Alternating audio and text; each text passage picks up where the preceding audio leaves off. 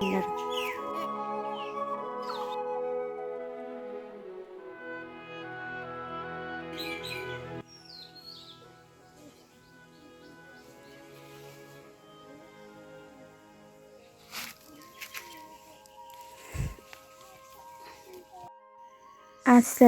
আলাইকুম, কেমন আছেন সবাই? আমি আসমা ভিলেজ ব্লগ চ্যানেলে আপনাদের আরও একবার স্বাগত জানাই। গ্রামের সাধারণ জীবনযাপন আর বাস্তব চিত্র নিয়ে আমার ব্লগ ভিডিও। তো আজকের ভিডিওটি আমার সবজি বাগান নিয়ে যে ভিডিও করেছি তারই কিছু অংশ আপনাদের সাথে শেয়ার করছি। আশা রাখছি সম্পূর্ণ ভিডিও জুড়ে সাথেই থাকবেন।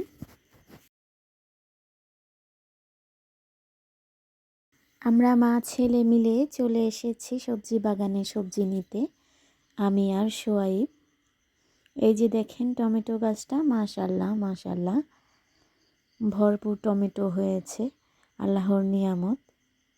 দেখলে চোখ জুড়িয়ে যায়, মনে একটা অন্যরকম আনন্দ লাগে।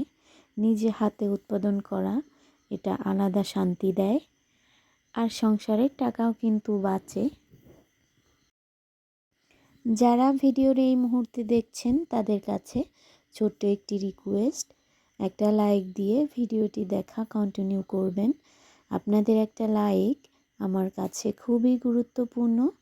আপনারই মতো আরও অনেকের কাছে ভিডিওটি পৌঁছাতে সাহায্য করবে। আর যদি বেশি ভালো লাগে তাহলে সাবস্ক্রাইব করে আমার সাথেই থেকে যেতে পারেন।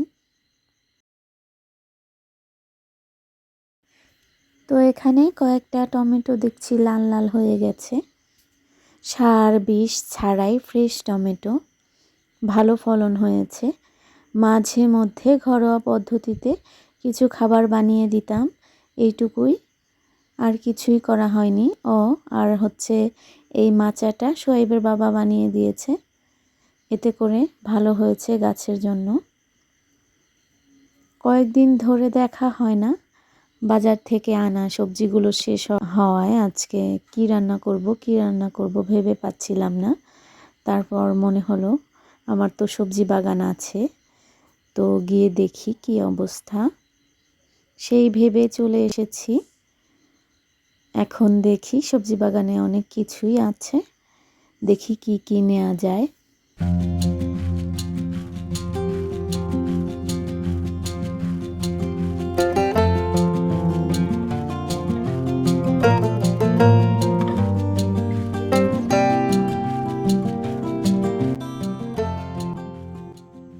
তিনটা টমেটো নিয়ে নিয়েছি, আর এই তো কয়েকটা মরিচও নিব।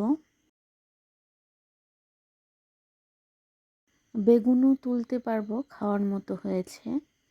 কয়েকটা আবার পোকা ধরেছে, বৃষ্টি হওয়ার পর আশেপাশে এত বেশি জঙ্গল হয়েছে যে পোকামাকড় বেড়ে গেছে। যে সবজিটাই হয় সেটাই পোকায় নষ্ট করে ফেলে। অনেকগুলো বেগুন নষ্ট হয়ে গেছে, কিছু লম্বা বেগুন হবে আর কিছু গোল হবে, তাই বলেছিল দোকানদার। আপনাদের ভাইয়া চারা এনে দিলে সেই মতে দেখে দেখে লাগিয়েছিলাম, কিন্তু দুঃখের বিষয় এখন দেখি সবগুলো গোল বেগুন। কি আর করা।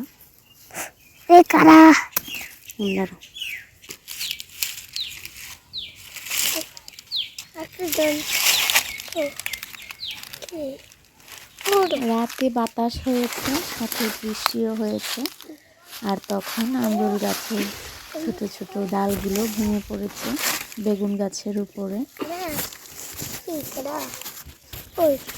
নিচের দিকে টান দাও, গাছ ভাঙবে, রাখো আমি ছিঁড়ি।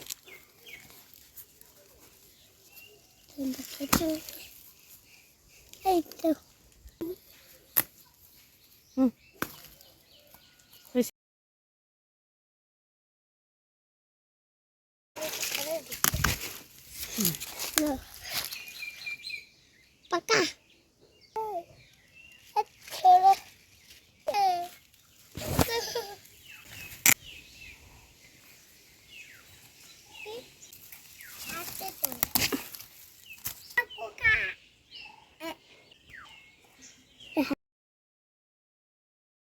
এদিকে মিষ্টি কুমড়া গাছের একই অবস্থা, 100+ মিষ্টি কুমড়া হয়েছিল আর এখনও হচ্ছে, কিন্তু কোনোভাবেই বড় করতে পারছি না, লাল হয়ে মরে যাচ্ছে।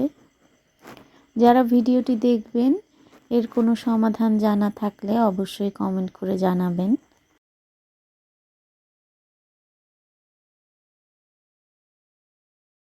তো কয়েকটা কাঁচামরিচ নিয়েছিলাম আগে, আর এখন আরও কয়েকটা নিয়ে নিচ্ছি, কম হবে সেই কারণে। সবজি তো তোলা হলো, সব কিছু একেবারে ফ্রেশ, কাটাকুটি রান্না করতে হবে এখন। আজকে এই পর্যন্তই, ভালো থাকবেন সবাই, আল্লাহ হাফেজ।